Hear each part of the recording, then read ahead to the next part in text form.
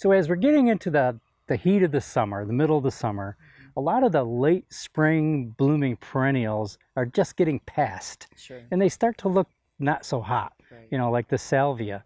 It's such a beautiful plant and a popular plant, but it can look pretty ratty pretty fast. Right. So we're going to talk about what you can do with it. Yeah, and it doesn't take a whole lot of effort. You know, you're basically going to cut these stalks at the base. You come down to your first good set of leaves there, and we have some here that we've already done, just to show that you want to maintain that bottom part of the foliage, but take off all those spent flowers, and that is going to help the plant, you know, take a little break and recharge, and it'll often send up more flowers. Yeah, you will get later in the summer, get some nice bloom. It won't be quite like this, but it'll still be a whole lot better than leaving the old dead stems. Sure, and talking about, you know, rebloomers, there's a lot of different types of the daylilies that, you know, advertise them as being rebloomers, but they too have to be cut back if you want to enjoy that good second bloom.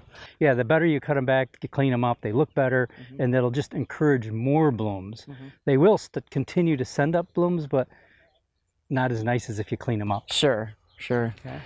And we have a third perennial here, which is the nepeta, and that actually can really benefit from that heavy haircut too. Yeah, you can see by this one, it's getting just past bloom. A lot of these stems are totally brown. Sure. And here, again, here's one that's been cut back, and you see all this new growth that's coming out. Right. And, you know, in a matter of weeks, it's going to be right back blooming again. Yeah, so that's going to flush right out and be as big as it ever was. So thank you for joining us today as we discussed late spring pruning on perennials. I'm Liz Snyder. And I'm Jim Hotelling, the home gardeners from Hillside Garden Landscaping.